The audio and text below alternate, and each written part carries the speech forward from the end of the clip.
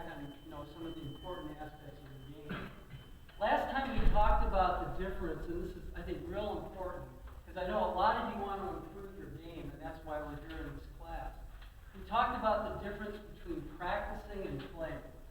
And there really is a big difference, because most of us just play. We play competitively with people in leagues and tournaments, and even against our friends, which can be very serious pools. But I do want to encourage you to do more practicing. That's how you get better. You get better by not only having a passion or desire for the game, but also by working on the things that have caused you problems, your flaws, things like that. Last week we did that stop shot exercise, and I would say that's the most important shot in pool by far. It not only develops your stroke, but it gives you immediate feedback on how you're aiming a shot. Because when you set up a straight-in stop shot, you know if you're hitting it to the left or the right immediately. So I highly encourage you to take more advantage of practice. Now, when you're practicing, it's good to have a goal of some kind, things that you're actually working on, drills. A lot of the drills that I've given you before and in the next few classes will be awesome opportunities for you to improve your game. Now, when you play, when you're competing in a league or inter-park or whatever, a tournament, don't start thinking of all the little things that you practice about. You won't be able to make a ball. You can't have your mind cluttered with all that trivia or how you're holding the cue. That's for practice. And that's the difference, between the two. Last time we talked about The Pleasure of Small Motions, the book that I read, and I still want to encourage you on that because there's more to the game than winning and competing. A lot of people feel bad when they don't play well. I think it's just as important to love the game. Enjoy the beauty and the grandeur, like a little kid on a pool table rolling the balls around the table. It's a beautiful game. And I think we sometimes don't really realize what type of skill it takes to play pocket billiards. Many people have actually think it's similar to almost doing brain surgery. Because when you talk about the pleasure of small motions and all the nuances that are required to play championship pool, it's incredible. But anyway, today what I want to do are actually 4 things. Number 1, I want to teach how to follow the cue ball and to draw the cue ball. And I'm going to give you some techniques and things to work on to help you do that. I'm also going to teach you how to aim cut shots. We're going to actually set up a drill using a laser where you'll actually see the contact point and the target line and see how they're different. And I'll kind of give you a better feeling for how to make a cut shot or how to aim a cut shot. Then we're going to look at a few combination shots. That's one of your drills in your handout. And then I'll give you another drill that you can do on your own called the L drill. And I think you'll enjoy that. But I didn't do this last time, but let's go around the room. I'd like to get your name and one thing that you'd like to learn from this class. Let's start here. Howard Smith. I just like to learn how to play pool. All right, no problem. That's what we're here for. All right, Howard. My name's Wayne. One of my biggest problems is jerking left way, sideways, and jumping up. All right. Well, that herky jerk, that's something that even good players have a problem with, especially when the pressure's on. And we're going to talk about the essentials of stroke. One big thing we're going to learn today is how important that transition is between the backstroke and the forestroke. A lot of us let it go back okay and then jerk it forward with our muscles and our shoulders. The stroke is something a lot smoother and more rhythmic. When you watch a granddaddy clock swing back like a pendulum, you'll notice that it actually slows down before it starts the other direction. That's what you got to develop in your own stroke. Almost a swing back and a slow down, and just let the cue go through. A lot of people don't realize that a stroke in pocket billiards is not a hit with muscle. It's actually a letting go. It's a release. That's a more accurate way to describe the full stroke. Tanya. Tanya Moser, I can't put into words what I want to let you know. Well, we all knew we were going to get a an interesting answer from you. I am gonna record what you just said a few minutes ago, and then I'm gonna play it back to you. He's recording. It is recorded, it's on camera. Boy, okay. Oh, gosh. Jean Engel, and I think, my emphasis needs to be on the lead position. Position, okay, that'll be in lesson 3 and 4, we'll be definitely getting to that, for sure. Nadine? Nadine Singleton, and I'm still trying to learn how to back the ball up more than that far. All right, today is our opportunity. Now, the guy downtown says we should learn how to take you on and get you out of the winning circle. Poor guy down Yeah, there. That's the jewelry Yeah. store. Oh. That's a fact. Exactly. I'm Betty Johnson, and I just want to learn some tips that I can remember from year to year. Okay, sounds good. Thanks, Betty. And I'm Ralph Johnson. I'd like to learn how to cut from one end of the table to the other. I have a hard time with my long shots.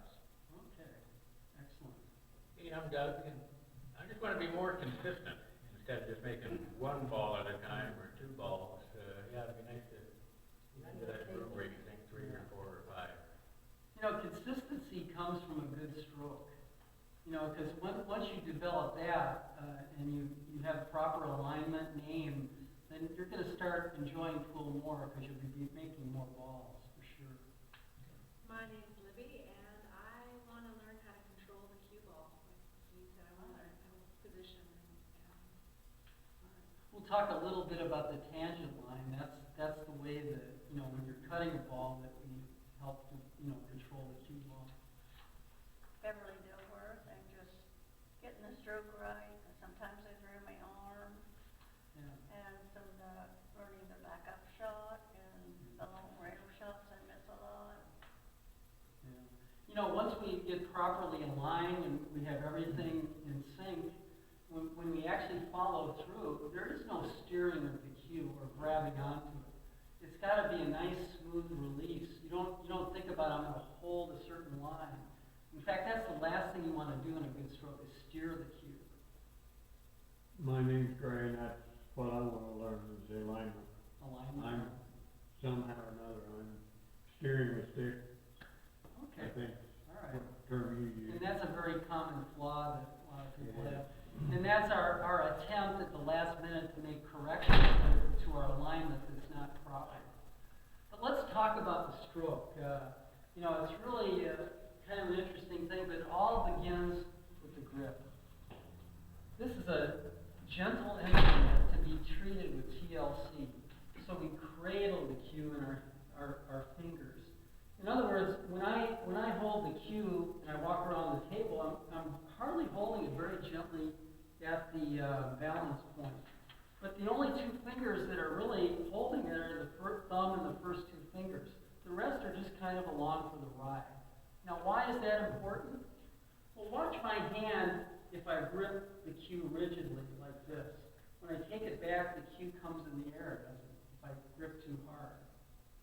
And when I come through, the tip comes up in the air. Okay? That's why we grip it so gently. So when I take the cue back, you'll notice the cue stick stays level. And you see a little hinge in my wrist. That's what keeps you at a level cue and helps you maintain consistency. So it kind of gently back and slows down, and then you let the cue go. It's almost, and I know this sounds odd, but it's almost like a throwing motion. And in fact, one of the best ways to describe the stroke is if you had a spear in your hand, underhand, and you're throwing it like that. That's a true release or letting go of a good pool stroke. And you kind of want to establish that feeling. And you'll notice when you kind of let the cue go with a nice release, look at all the follow-through you got. The follow-through increases. That's why pros and good players look so effortless. Because they're letting it go. They have a beautiful release through the ball. And that's why you can't draw the ball, is because you're holding on too tight. And that makes the tip come in the air or your shoulder come down like this. You know, when you want to make the cue ball draw back, all you have to do is have the Q-tip go through the lower quadrant of the cue ball and stay there during the whole follow-through. The reason people have trouble drawing is their tip actually rises in the air as they stroke it. You know, because of a rigid grip or things like that. We'll kind of go through that. The key word in a good stroke is acceleration. All right? And what does that mean? It means that I don't waste a lot of energy back here. The energy comes as you contact the cue ball, and it releases through. You notice how it comes all the way through like this. It's like, if any of you play golf, you notice when you bring your club to the top of your backswing, you come down into the hitting area, your hands and wrists are still cocked like this, and you whiplash through the ball. Same thing in pocket billiards. Watch my hand. And you can see how much more follow-through you get with a nice loose wrist like that. Okay? And that's something to work on in practice. You don't want to do this when you're in a tournament and playing in a inner league or things like that. Okay, another important factor of stroke is as you follow through, you can get immediate feedback on how your stroke is doing. When you practice these drills, notice how the Q-tip ends up. Is it laying on the cloth gently and relaxed? If the Q-tip ends up here, something's wrong, isn't it? So you want to observe and see how you're doing. When I come around and help you, I'll be looking for things like that. And again, staying down is crucially important. As I release through the cue ball like this, I'll wait until I hear the sound of the ball hitting the back of the pocket, and then get up. Okay? But again, those are things to work on. Now let's take a look at some of the drills. You can see the first one on your handout, but I call it the stop, follow, and draw drill. We've already worked on the stop shot, so we're going to focus on follow. Now, if I want to do a drill like this, you need to have a goal or objective. So the first one, I'm going to try to roll the cue ball to the 14. Then I'm going to roll it a little further to the 12 and a little further to the 8. As I need more power in my stroke, the way to do that is simply you take off portions of your stroke if you don't need a lot of force. Like, for example, this first shot, I want to roll the cue ball to about the 14. So my stroke needs to be very gentle and short. I go like that, just to make the ball go a few inches. If I need more power, the stroke swings back a little further, and I release with more follow-through. So the length of your stroke will be dependent on how much power you want to put on the cue ball. Now this first one, we won't go over the checklist and all the alignment techniques. We did that last week. But again, when you want the cue ball to follow, the best way to do that is simply to raise your bridge, because you want to keep the cue stick level. A lot of people, when they follow, they elevate the cue and they push down on it, and they wonder why it doesn't follow. If you elevate the cue and go down on the cue ball, even if you hit it high, it still won't follow. So it's important to keep a relatively level cue. Again, do all our alignment and so forth. Take some nice practice and rehearsal strokes. That's not bad. Now I've got to do a little more with this one. I'm going to try to follow it all the way to the 12. So I need to add a little more to the stroke. Swing down, take my warm-up strokes. I visualize exactly what I want to do. When I'm perfectly aligned, simply let it go. Jeez, it's going perfect today. All right, now we'll try, I'll skip one. This time, the last part of this exercise, you try to follow the cue ball into the pocket. I'm going to have it just drop in there. Do everything the same. You got that one down. I know that one. Visualize, and this time I add a little bit more to it.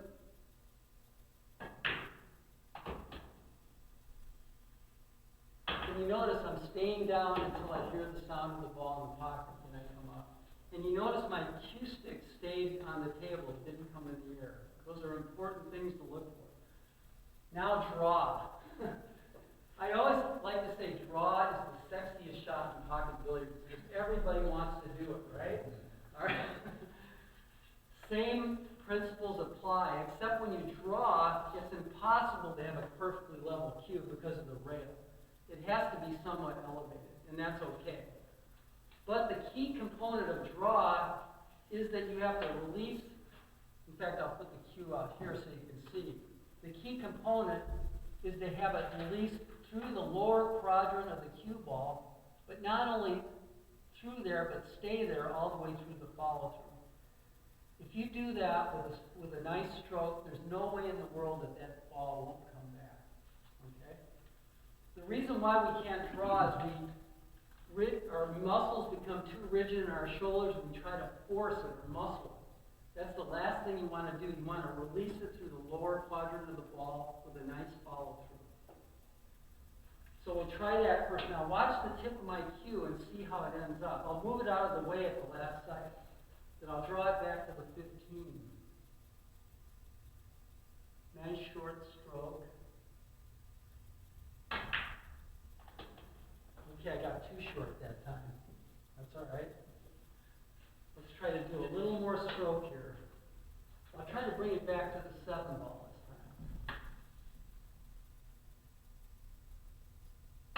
time. Okay, now I'll try to bring it back to the 9. Now watch the cue tip as it goes through the cue ball. It'll stay down real low all the way through.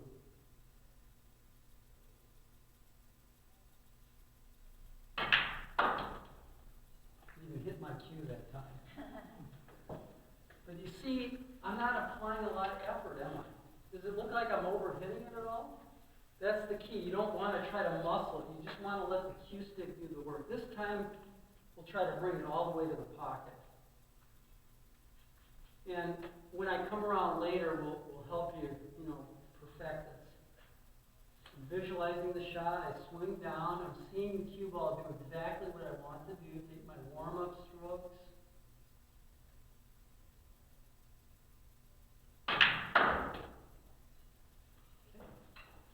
Now, a lot of people have a mental block about draw. We think we failed on it so many times, we think we can't do it. But you can. If you just remember that one main thing and watch to make sure your cue stick stays low through the entire follow-through, the ball will come back. Okay, another thing I'd like to cover is in drill number 2 there. We're actually going to use the laser here. And what I'd like you to kind of think about on this shot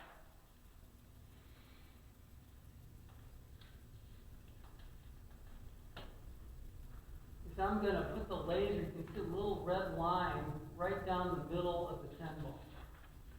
Now on every table along here, I have 3 reinforcers lay on the table. This one's for a 3/4 ball hit, this is for a half ball hit, and this is for a 1/4 ball hit. All shots in pool are pretty much based on those 3 hits, and a lot of people teach this as a way to practice. Because every shot you're going to be fairly close to one of those hits. Let's take a look at the 3/4 ball hit. Now what I did on each table was I placed a reinforcer which is exactly a half ball from the contact point.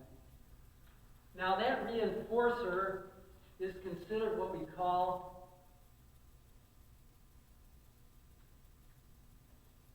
the target line.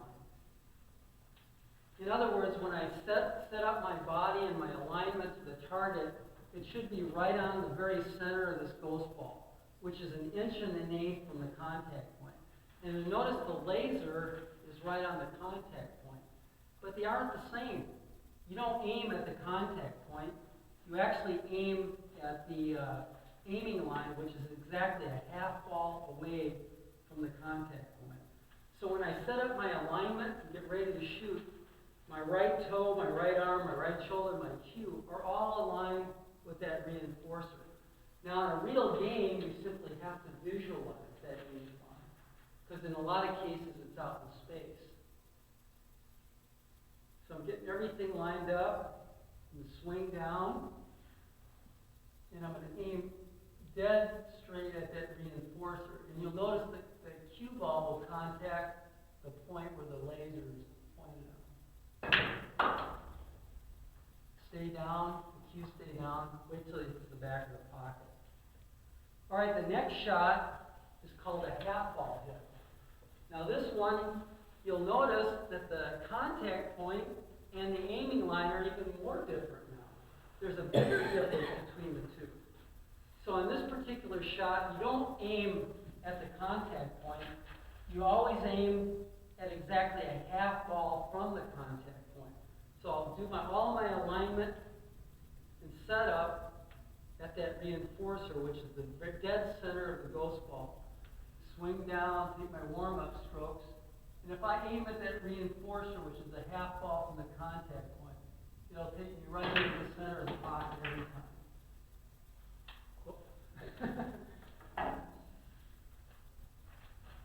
Does that make sense to everybody? As a way to aim cut shots? If you have any questions, jump in. All right, we'll do the last one here. This is a quarter ball hit. This is a little more severe cut. And you'll notice, wow, there's my contact point and there's my aiming line.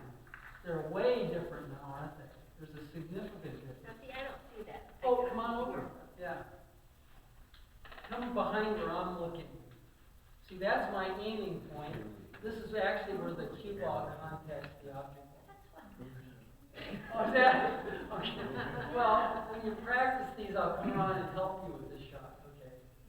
But it'll teach you how to aim a cut shot. And boy, with that reinforcer there, it's pretty hard to miss this ball because that's fairly easy to see. But that's how your feet need to be aligned to the aiming line, not the contact point. Swing down, take your warm-up strokes, and you'll see the cue ball will contact the laser, but my cue tip is pointed right at the reinforcer. Dead center of the pocket every time. Now that one, you just have to work at. There's nothing really more that I can say about that. But when I come around, this will, I think really teach you how to set up and make cut shots. Because I think a lot of us get too enamored with the contact point, and then we have to twist our stroke to cut it more. A lot of people do that. They kind of compensate for poor alignment and not aiming correctly. Okay. All right, this is the fun part. I did this last year, and I can imagine there's a lot of confusion on this. Can I get everybody to come closer to the table? In fact, get behind this corner pocket here. Because you almost have to be up close to see these shots. The first one I'm going to set up here, the 9 and 15 are frozen. We're going to look at frozen combinations, and we're also going to look at combinations when the balls are separated. But on this particular shot, you'll notice they're perfectly aligned to the dead center of the pocket. Now the question I want to ask you, can I miss that ball? Is it possible to miss it? I don't think so. For me, it is. No, this is an important question because a lot of people think it is impossible, but it's not. I just want you to see if I hit the extreme right side of the 15, watch what the 9 does. Just watch the 9 as it missed by, wow, 2 or 3 balls. Let's see what happens now when I hit the left side of the 9 ball when they're frozen. Watch what the 15 does. Misses to the right side. So it's a really important thing when you're playing 8-ball or whatever game you're playing. If you have 2 frozen balls, if I hit the right side of the first ball, it's like a gear. It turns the 12 that way, which in turn throws the 9 ball to the left. By the same token, if I hit the left side of the 12, it turns the 12 this way to the right and forces the 9 to the right. So, now that you know that, let's set them up so the 12 and the 9 are aiming way to the left of the pocket. Now, if I want to make the 9, which side of the 12 do I hit in order to make the 9? Right. Now, you might think right. Yeah, you hit Left. throw it right. Now, the reason why you hit the left side is because when I hit the left side, it turns the 12 this way, which it puts left English and throws the 9 to the right. Just watch it, you can kind of see it work. I'll hit the left side of the 12, and it should throw the 9 right into the center of the pocket. Okay. Let's set one up like this, where they're aimed to the right. Do they have to be frozen, or can they be They like can be within a an little eighth? bit apart. They can be within a quarter, almost a half an inch, and still throw it. Okay. A lot of people don't know that, but they still can be thrown, but not as much. This one you'll notice is aimed to the right. Now, which side of the 15 do I hit to make the 7 in the pocket? Okay, see, it's counterintuitive. It goes against, see, we think by hitting that side it's going to bring it that way. But it's always the opposite. You want to hit the right side here to throw the 7 to the left. Because it's like a gear. It turns the 15 from left to right, which throws the 7 to the left. Go ahead and watch how the 7 reacts. And you can see it kind of twist a little bit. All right, let's throw a wrench in the workings. Get a third ball. Now, the third ball is crucial. Because if I had 10 balls in a row, it would be which side the third ball was on, which would impact where the 15 goes. The third ball is always key. On this shot, the third ball is the cue ball. So let's look at a couple of examples. You have a shot like this, and your cue ball is here. Now, if I hit the 14 dead in the face, will this 15 go in the corner pocket? What do you think? I think so. You sure? Anybody agree? Yeah, I can't see from that. Oh yeah, get as close as you want. That's fine. Tanya takes this as a challenge. She'll solve it. I did want to say that I Yeah. will apply what I knew about the throw, but I've never applied it just out in the opening for like a lead or Yeah. anything else. So now you've explained what happens. I may or may not remember. Okay, the third ball is key.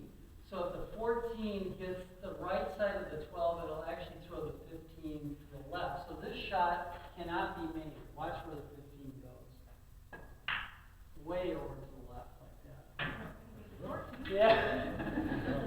But let's take one that's on. Let's put the balls like this. This is a lot of fun to learn this. It's kind of mathematical or geometrical. But you'll notice in this case, the 14 is on the right side of the 15. But the 12 is lined up a little bit to the right of the pocket. So what do you think? Will the 12 go on this one? Absolutely. Because the 14 is on the right side, so it's going to make the 15 turn from left to right, which will throw the 12 to the left.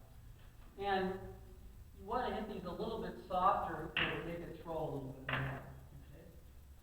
Now, another thing that's crucial in these combinations is distance from the pocket. The further away you are, the more it's going to throw. Like, take for example this shot. You'd look at that and say, there's no way in the world that 14 could go. Because it's aimed way over there. Isn't it? Watch. I'd almost bet anything that I could make this. All I have to do is hit the left side of the 15. Dead center. See how far I threw it? The more distance between the balls, the more you can throw it. Also speed. If you hit it softer, it'll throw more. If you hit it harder, it'll throw less. Now, when you're hitting that ball, are you hitting like a half of it or a quarter of it? Just the side of it. Half, usually half the ball. Anyway, have some fun with that. I set up a bunch on your drill sheet. And if that's how you do it, you learn the limits of how far it can be thrown. One last shot before we move on. This is a shot that people don't see very readily. let's say you're playing 8-ball, and your cue ball is here, you're 10 or 15 or like that. Now, is it possible to make the 15 in the corner? Look where it's aimed, way over here. Hit the rail first. You got it, remember that from last year. There's a good memory, did you tell it? See, all I have to do is hit the rail first, and it hits this side of the 10, which will throw the 15 to the right. I'll hit it nice and easy. Okay. But if I hit straight on or this side, it would have been impossible.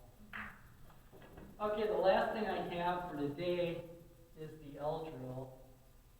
And I'll just explain it and I'll let you work on this yourself. But it's a really good drill to practice all the things you've learned so far. Basically 5 balls. And what I'd like you to do is take ball in hand and run all 5 balls. Now, you're going to practice cut shots, stop shots, all different kinds of shots that you'll actually get to use. And each time you make a ball, it's okay to take ball in hand. Okay?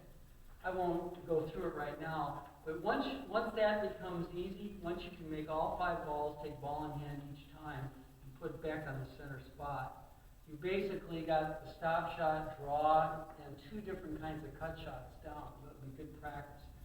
Then you take ball in hand once, and you don't get ball in hand after the first shot. Then you got to run all 5 balls. That'll make the drill a little bit harder. And then when that becomes easy, you put 10 balls out like this in an L shape, and you make them in rotation from one end to the other. So you can just make it harder and harder, based on your level or skill. But I've been teaching in class for a long time. People that work on this learn a lot because you basically get to practice almost every kind of shot there is. Before I break you up on your tables, is there any questions that you might have, or before we move on? Is there a particular weight or length of cue depending on the size of the person? Good question. I guess I'm medium height, about 5'9". You're about 6'1" or so? Yeah. You probably would use a little bit longer cue, probably 60 inches, I think would be about appropriate for you. I think mine's about 59 or something like that. But the standard is 58. 58 is fine for, people that are normal height and so forth. But you know what? The most important part of the cue is the tip. And I have my handy tip repair thing. I know there was somebody that asked about. Yeah, I'll help you with that when I come around. But I'll be glad to give you advice on your tips. I know some of you might need new tips because they're mushrooming out or getting too small. But that's the part you really got to take care of. That's where you miss cue. That's where you cause greater deflection on shots and all that. The tip's got to be perfect. That's the most important thing. And what is a perfect tip? Perfect tip is like this. It's shaped about like a nickel, curvature with nice sharp edges all around. And it has to be roughed up. That's why you see all good players have a little roughing tool. And I have some in my kit that keeps the tip roughed up so that the tip will accept the chalk so it doesn't just fall off. It sticks. It sticks to the tip. That's really important. So the edges are too round? It could have a better, more sharper edge. It's a little too rounded on the edges. It should be rounded all around the top, but there should be an edge to it. Okay? And that helps you from miscuing. If it's too rounded all the way, it'll slide off. Right. Yeah. You can see why that would be, too. And then hard tip, soft tip. Soft tip makes it easier to put English on the ball because it's a little softer, but the disadvantage of a soft tip is that it mushrooms out and balloons and doesn't last very long. I have a very hard tip because I have a pretty powerful stroke, and mostly I worry about just keeping the good shape of my tip. But I'd say for most people, medium is fine. There's so many kinds of tips, it's ridiculous. Terry, he knows a lot about tips. He could guide you to what's appropriate for you. Yeah. What about the shaft of the stick? I know some of them have, does it go from 10 to 13? Okay, good question. I would say, for most people, ideal is about anything from 12 to 13 millimeters. Mine's about 12 3/4. And I like a more narrow, shaft because, you know, I don't have big hands or big fingers. And basically, if you have a more narrow shaft, like, 11 and a half or 12, you can actually put more English on the cue ball.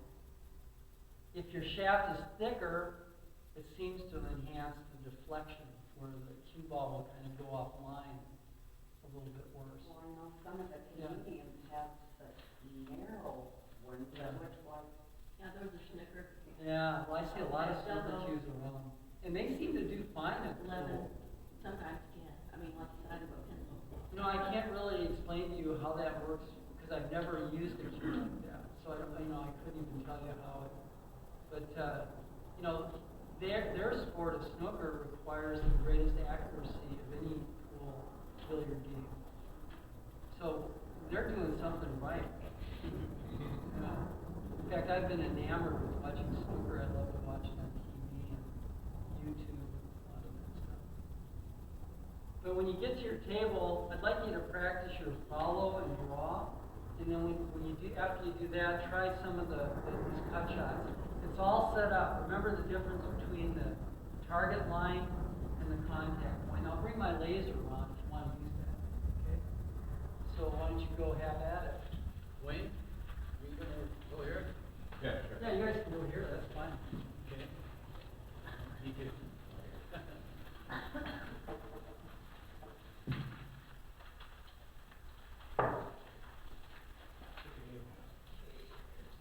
It's still going? Oh, yeah, it is.